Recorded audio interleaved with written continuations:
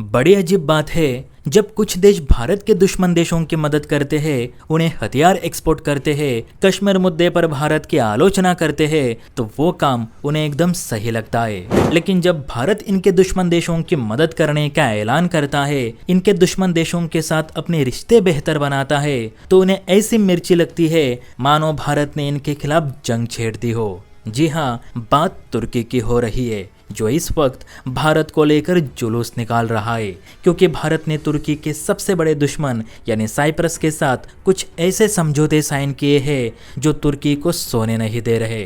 तो खबर के अनुसार तुर्की की मीडिया में दावा किया गया है कि भूमध्य सागर में तुर्की की सीमा के पास भारतीय मिसाइलों और ड्रोन की तैनाती होने जा रही है। तुर्की की न्यूज एजेंसी टीआर हेबर ने भारत और साइप्रस में पिछले हफ्ते हुए डिफेंस पैक्ट के बाद ये दावा किया है। उसने कहा है कि साइप्रस और भारत के बीच समझौता किया गया है कि पूर्वी भूमध्य सागर में भारतीय मिसाइलें और ड्रोन तैनात किए जाए। आपको बता दूं कि भारत और साइप्रस ने अपने द्विपक्षीय संबंधों को रणनीतिक साझेदारी के स्तर तक ले जाने पर सहमति जताई है। बताया जा रहा है कि दोनों देशों ने रक्षा सहयोग के लिए 5 साल का रोड मैप जारी किया है, जिसमें साइबर सुरक्षा के साथ साथ समुद्री परिवहन, अंतरिक्ष और स्वास्थ्य के क्षेत्रों में सहयोग को मजबूत करने का फैसला लिया गया है।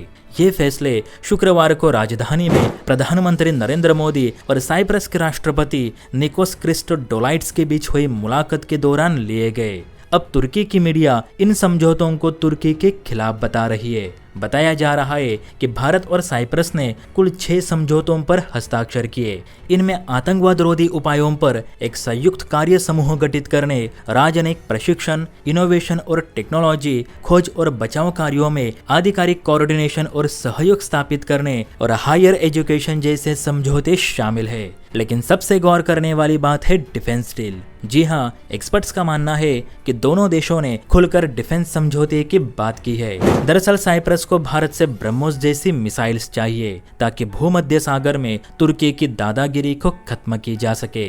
तुर्की जानता है कि भारत तुर्की से खुश नहीं, क्योंकि तुर्की बार बार पाकिस्तान के फेवर में रहा है और भारत को अपमानित भी करता रहा है। इसलिए अब भारत कूटनीति का सहारा लेते हुए तुर्की के दुश्मन को तुर्की के खिलाफ ही मजबूत बनाने पर जोर दे रहा है। यही कारण है कि तुर्की की ओर से भारत साइप्रस के इन समझौतों का कड़ा विरोध किया गया। लेकिन भारत ने भी इस पर अपनी राय देते हुए कहा कि भारत एक स्वतंत्र और संतुलित विदेश नीति का पालन करता है। इस वक्त साइप्रस हमारा मित्र है और एक मित्र होने के नाते हम साइप्रस के हर मोर्चे पर मदद जरूर करेंगे, जैसे तुर्की पाकिस्तान की करता है। इसलिए ये सोचना बंद करे कि साइप्रस तुर्की का दुश्मन है तो भारत भी उसे अपना दुश्मन ही मानेगा।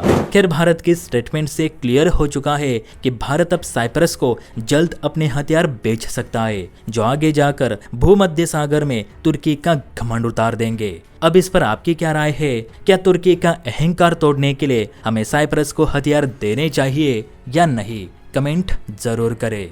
जय हिंद।